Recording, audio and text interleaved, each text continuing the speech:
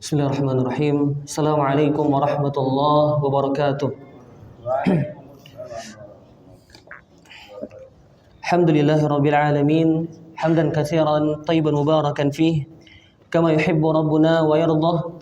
Allahumma shalli wa sallim ala nabiyyina Mustafa wa habibillahi Muhammad ibn Abdullah wa ala alihi wa sahbihi wa sallama tasliman katsira ila yaumiddin, amma ba'd. Allahumma anfa'na bima 'allamtana وعلمنا ما ينفعنا وزدنا علما وفهما اللهم لا سهل إلا ما جعلته سهلا وأنت تجعل حزن إذا شئت سهلا يا أرحم الراحمين. Ikhwani fid din wa akhwati fillah, azakumullah.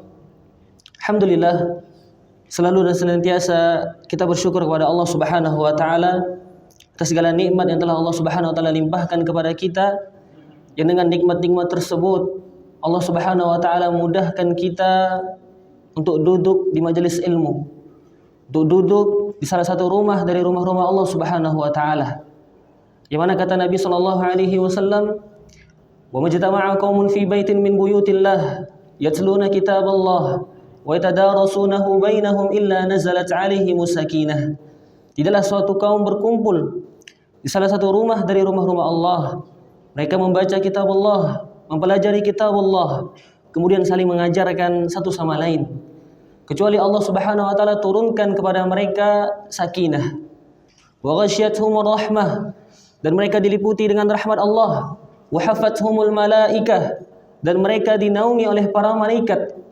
Wa dzakarahumullahu fi man 'indah, dan Allah Subhanahu wa taala sebut mereka di hadapan para malaikatnya. Kemudian salawat dan salam tak lupa kita berikan kepada Nabi Muhammad sallallahu alaihi wasallam, kepada keluarga beliau, pada para sahabat, para tabi'in, para tabi'ut tabi'in, dan orang-orang yang berusaha ittiba' kepada beliau. Ikhwani fid din wa akhwati fillah, azakumullah. Nabi sallallahu alaihi wasallam mengatakan, "Man lam yashkurillah lam yashkurin nas." Tidak dikatakan seorang itu bersyukur kepada Allah jika ia tidak berterima kasih atau bersyukur kepada manusia. Oleh karenanya, kami ucapkan jazahumullah khairan ahsanal jaza kepada takmir Masjid Al-Mukhlisin Pontianak yang telah memberikan kesempatan kami untuk memberikan beberapa faidah nasihat, yang mana tentunya jamaah kami tentukan nasihat ini untuk kami pribadi, kemudian kepada para jamaah sekalian sebagai bentuk pengamalan dari firman Allah Subhanahu wa taala. Kata Allah Azza wa Jalla, "Wa dzakkir fa inna dzikra tanfa'ul mu'minin." Berilah peringatan, karena peringatan tersebut akan bermanfaat buat orang beriman. Kemudian kata Nabi sallallahu alaihi wasallam, "Ballighu anni walau ayah." Sampaikanlah dariku walau hanya satu ayat.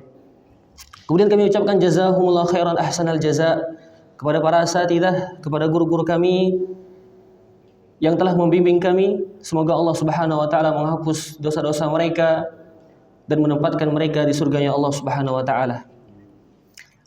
Kemudian jamaah, ana izin memperkenalkan diri. Nama ana Muhammad Ridwan Permana, merupakan mahasiswa semester akhir di Ma'had Al-Iman, sekaligus staf pengajar di Ma'had tersebut. Yang mana jamaah, duduknya ana di sini tentunya bukan berarti orang yang lebih faqih, orang yang lebih faham daripada jamaah semuanya. Bisa jadi jamaah yang duduk di sini jauh lebih baik daripada kami yang berbicara. Hanya Allah Subhanahu wa taala yang telah menutupi aib kita semuanya. Dan ana berharap kepada Allah Subhanahu wa taala, mudah-mudahan pertemuan kita tidak hanya berakhir di dunia saja, melainkan juga kita bisa bertemu di surganya Allah Subhanahu wa taala.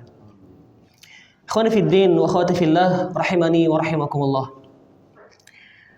Setiap manusia mencari kebahagiaan. Siapa yang tak ingin kebahagiaan? Semuanya kita pasti mendambakan yang namanya kebahagiaan. Namun yang menjadi persoalan jemaah, sebagian manusia mencari kebahagiaan dengan prestasi dunia, dengan jabatan tinggi, dengan harta yang berlimpah, dan dengan kedudukan popularitas yang melimpah ruah. Mereka sebagian mencari kebahagiaan dengan hal tersebut. Tapi jamaah, yang menjadi garis besar di sini, kebahagiaan yang orientasinya kepada dunia seringkali ia akan pudar. Ia akan kekang oleh masa dan waktu. Sedangkan seorang yang dekat kepada Allah, orang yang mencari kebahagiaan kepada Allah, maka ia akan menemukan kebahagiaan sejati. Mungkin sebagian daripada kita jemaah, kalau kita lihat daripada kacamata pandangan kita, orang yang punya harta banyak, orang yang punya popularitas yang luar biasa, kita melihatnya dengan bahwa orang tersebut sudah mencapai puncak kebahagiaan. Ya, sudah mencapai puncak kebahagiaan. Tapi tak sedikit jemaah, sebagian daripada mereka yang mungkin dari kacamata pandangan kita bahwa mereka telah mendapatkan bagian daripada dunia, tapi seringkali mereka mengakhiri hidupnya. Karena mereka tak menemukan kebahagiaan di dalam hatinya. Karena mereka tak menemukan kebahagiaan yang sesungguhnya. Makanya jemaah, insyaallah pada kesempatan ini Anda akan membahas tentang mencari kebahagiaan bersama Al-Quran, yang mana tema ini kami angkat dari salah satu buku yang ditulis oleh guru kami tentang metode tadabbur Quran, yang mana buku ini adalah hasil faidah atau ringkasan yang ditulis oleh beliau pada saat beliau mengikuti kajian di Madinah bersama Syekh Profesor Dr. Aziz bin Farhan Al-Anzi hafizahullahu wa ra'ah. Kami berharap kepada Allah Subhanahu wa taala semoga apa yang kami sampaikan bermanfaat buat kita semuanya. Ikhwani fid din wa akhwati fillah, azakumullah. Allah Subhanahu wa taala telah menurunkan sumber kebahagiaan. Yang mana kebahagiaan ini tak pernah pudar oleh waktu.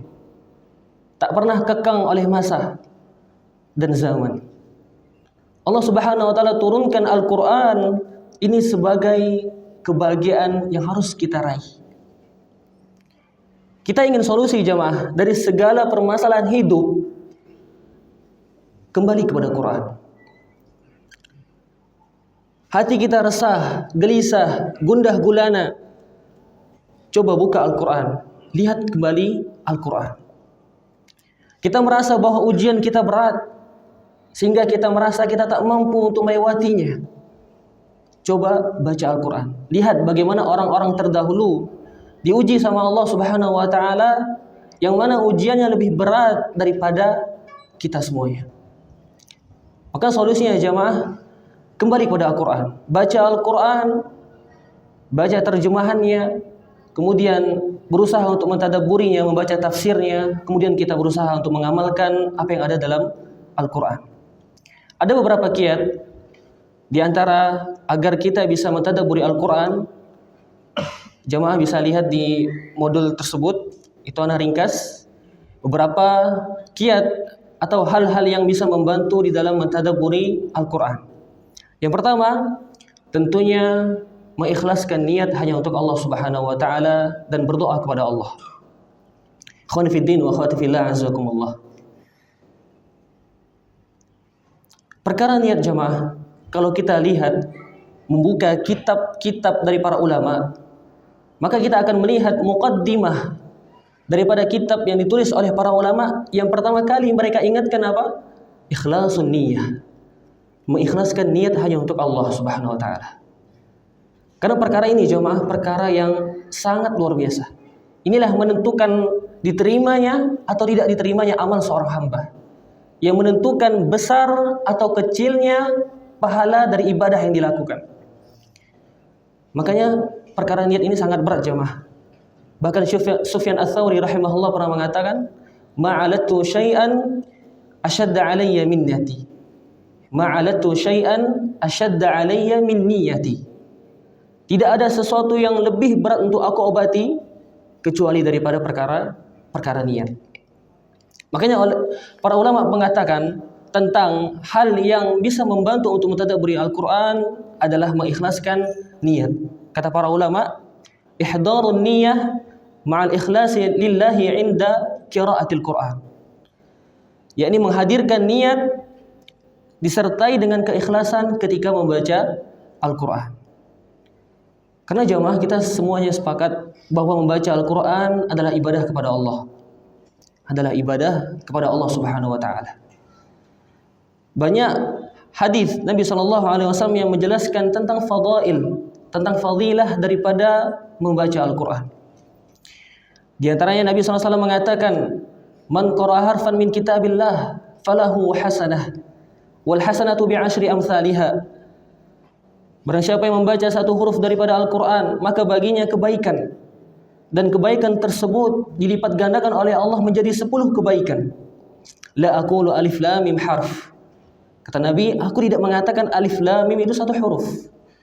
Walakin alifun harf, wa lamun harf, wa mimun harf. Akan tetapi alif itu satu huruf, lam itu satu huruf, mim itu satu huruf. Kita semua sepakat jemaah bahwa membaca Al-Quran adalah ibadah kepada Allah Subhanahu wa taala. Ketika kita sudah tahu bahwasanya membaca Al-Quran adalah bagian daripada ibadah kepada Allah Subhanahu wa taala, maka sudah seyogyanya kita untuk mengikhlaskan niat kepada Allah Azza wa Jalla. Mengikhlaskan niat hanya untuk Allah Azza wa Jalla. Kata Nabi sallallahu alaihi wasallam, "Innamal a'malu binniyat wa innamal likulli imri'in ma nawa." Sesungguhnya amal itu tergantung daripada niat, dan seseorang akan mendapatkan apa yang dia niatkan. Kemudian ikhwan fillah wa akhwati fillah azakumullah, para ulama juga mengatakan, fa inna man akhlasa takhallasa. Seorang yang ikhlas menyerahkan segala peribadahan hanya untuk Allah Subhanahu wa taala, takhallas, maka ia akan selamat, maka ia akan terlepas. Terlepas dari apa? Terlepas dari berbagai amradul qulub, berbagai macam penyakit, riya, sum'ah, ujub dan yang semisalnya.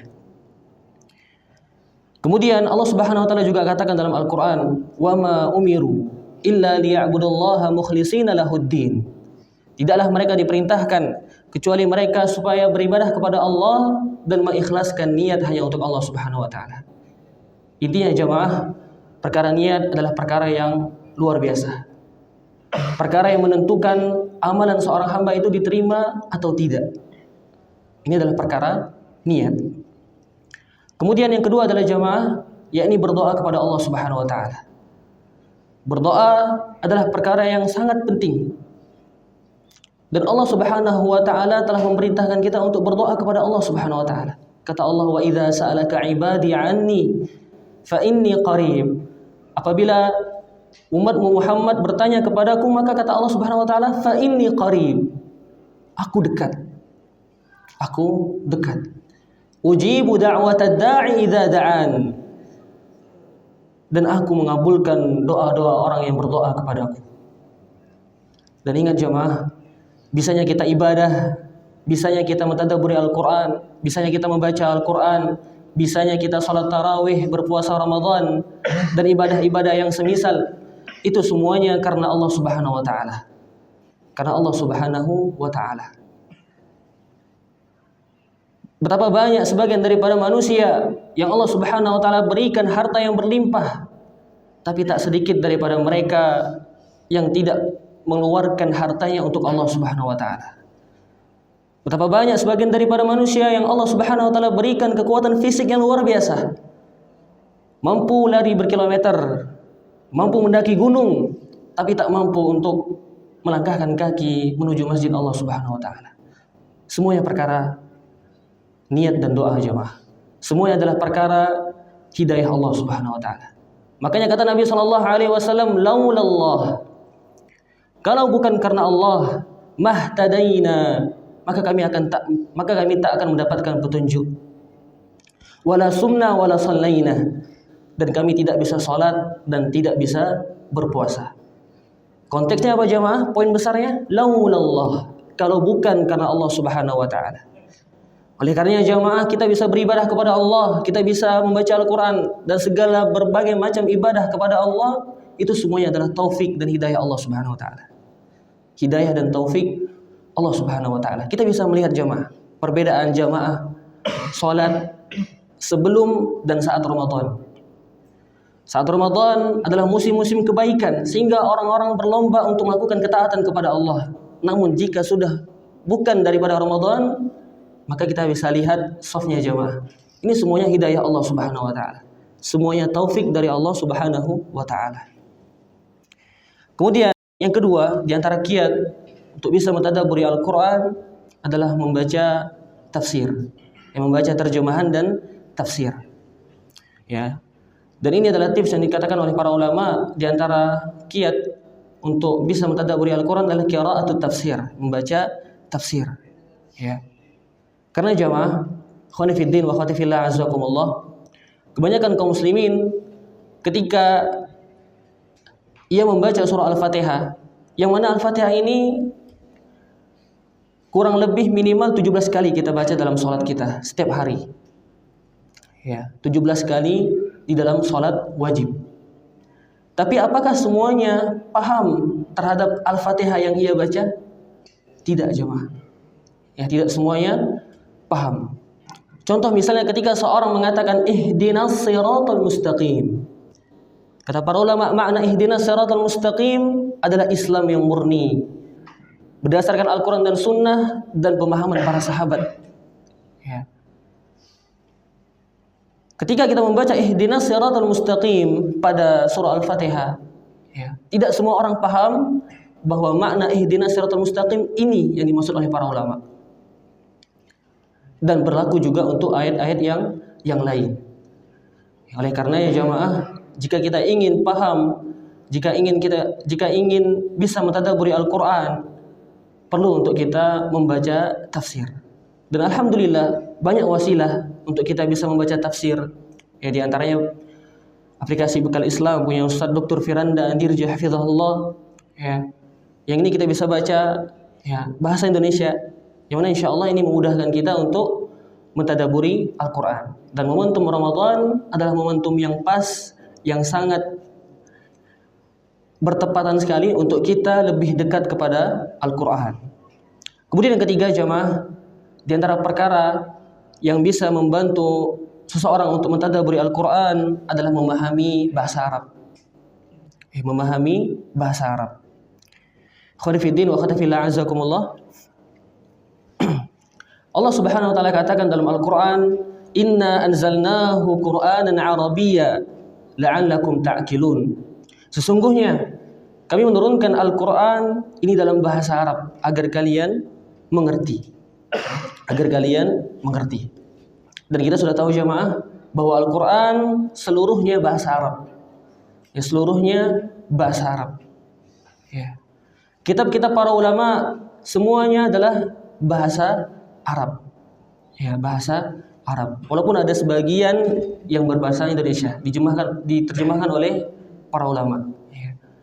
Intinya jemaah, kalau kita ingin paham apa yang kita baca dalam Al-Quran, perlu kita untuk paham dengan bahasa Arab. Dengan bahasa Arab. Tidak perlu jago untuk paham nahwu sharaf. Setidaknya kita tahu jemaah apa yang kita baca, ya, Al-Fatihah yang kita baca, kita tahu artinya. Nah, kita tahu artinya. Karena kita tidak pungkiri bahwa sebagian kita, ya, kami maupun jamaah semuanya, tidak semuanya paham apa yang ia baca. Ya, apa yang ia baca. Namun setidaknya jamaah, ketika sholat, ketika imam membacakan bagian daripada Al-Quranul Karim, kita paham apa yang dibaca oleh imam. Dan ini sangat membantu kita untuk mentadabburi Al-Quran. Ya.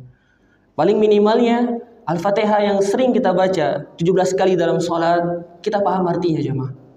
Apa arti Alhamdulillah Rabbil Alamin, Ar-Rahmanir Rahim, dan seterusnya.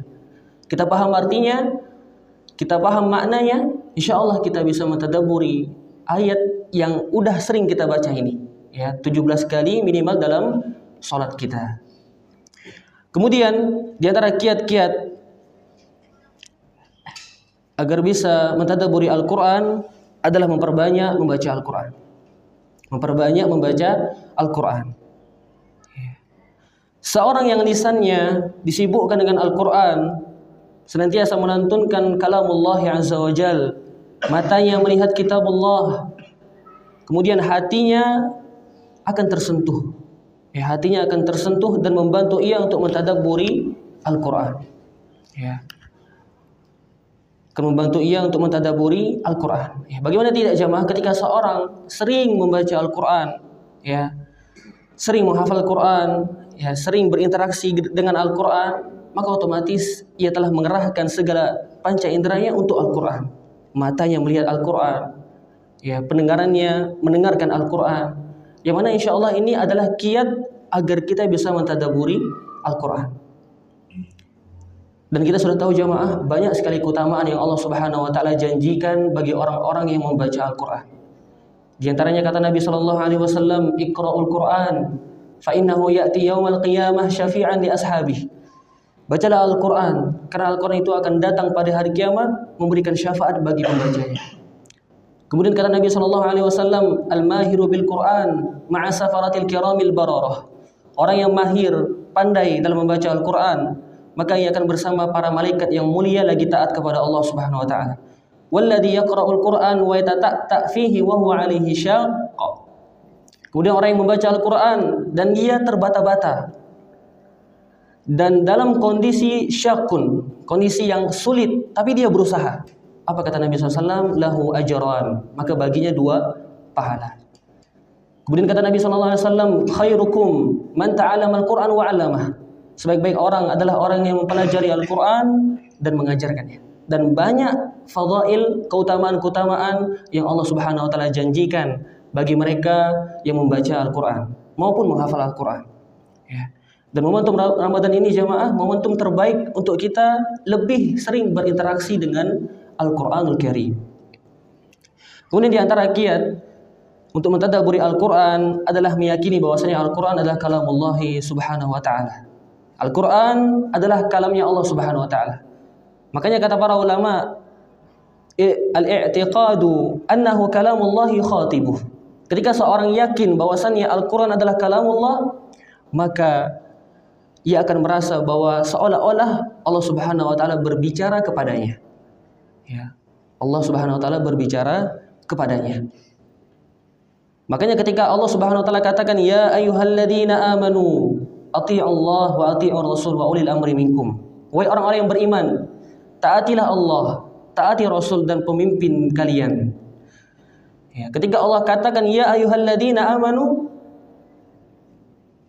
seorang tersebut yakin bahwa Allah Subhanahu wa taala itu sedang berbicara kepadanya. Ya, sedang berbicara kepadanya, dan inilah yang akan membantu kita untuk mentadaburi Al-Qur'an. Ya. Untuk mentadaburi Al-Quran. Kemudian kata Allah Subhanahu wa taala, ketika Allah Subhanahu wa taala katakan ya ayuhan nas, ya ayuhan nas, wahai manusia. Ya. Dan kalimat tersebut tentunya jamaah itu diperuntukkan untuk kita semuanya. Ya, ketika seorang yakin bahwasanya Al-Quran adalah kalamullah, maka ia yakin bahwasanya Allah Subhanahu wa taala seolah-olah berbicara langsung kepada seorang tersebut. Kemudian di antara kiat untuk mentadaburi Al-Quran jamaah, khonifidin wa khatifillah azzakumullah, adalah berhenti pada ayat tertentu. Ya, berhenti pada ayat tertentu. Kata para ulama, al-wuqufu 'inda ayatil Qur'an wa tasdiduha. Ya, berhenti pada ayat tertentu dan mengulangi ayat tersebut. Untuk apa? Untuk tadabbur. Ya, untuk tadabbur. Ya. Dan jemaah semua dirahmati Allah Subhanahu wa taala, Nabi sallallahu alaihi wasallam pernah menghabiskan 1 malam saja untuk mengulangi 1 ayat. Untuk mengulangi satu ayat. Ya. Diriwayatkan oleh Abu Dzar radhiyallahu an, beliau mengatakan anna Nabi sallallahu alaihi wasallam qama bilail yuraddidu ayatan hatta asbaha. In tu'adzibahum fa innahum 'ibaduk wa in taghfir lahum fa innaka antal azizul hakim. Sesungguhnya Nabi sallallahu alaihi wasallam pada salat malam beliau mengulangi ayat hingga asbaha, hingga pagi. Apa ayat tersebut? In tu'adzibahum fa innahum 'ibaduk wa in taghfir lahum fa innaka antal azizul hakim. Ya. Jika engkau menyiksa mereka, maka sesungguhnya mereka adalah hamba-hambamu.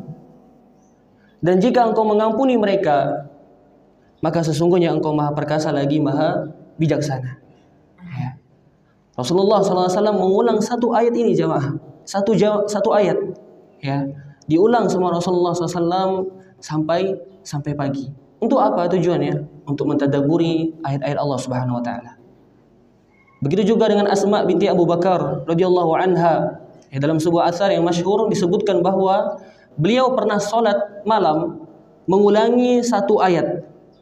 Mengulangi satu ayat sepanjang malam. Apa ayat tersebut? Yaitu famannallahu alaina wa waqana adzabas samum. Maka Allah Subhanahu wa taala telah memberikan karunia kepada kami dan melindungi kami dari azab angin yang sangat panas. Asma binti Abu Bakar terus mengulangi ayat ini sampai sepanjang malam hingga beliau menangis dan berdoa kepada Allah Subhanahu wa taala. Famannallahu alaina wa waqana adzabas samum. Allah Subhanahu wa taala telah memberikan karunia kepada kami dan melindungi kami dari azab angin yang sangat panas. Intinya jemaah, perlu sekali untuk kita mengulangi ayat-ayat yang itu pas dengan kondisi kita. Ketika Allah Subhanahu wa taala sebutkan dalam Al-Qur'an tentang kabar gembira bagi penghuni surga, perlu kita untuk menangis kepada Allah Subhanahu wa taala. Menangis, berdoa kepada Allah agar Allah Subhanahu wa taala masukkan kita ke dalam surga. Begitu juga dengan ketika kita membaca ayat tentang ancaman neraka oleh Allah Subhanahu wa taala. Perlu kita terus mengulang ayat tersebut dengan tujuan untuk tadabbur sembari berdoa dan memohon kepada Allah Subhanahu wa taala agar kita dijauhkan daripada neraka Allah Subhanahu wa taala. Allahumma inna nas'alukal jannah wa na'udzubika minan nar.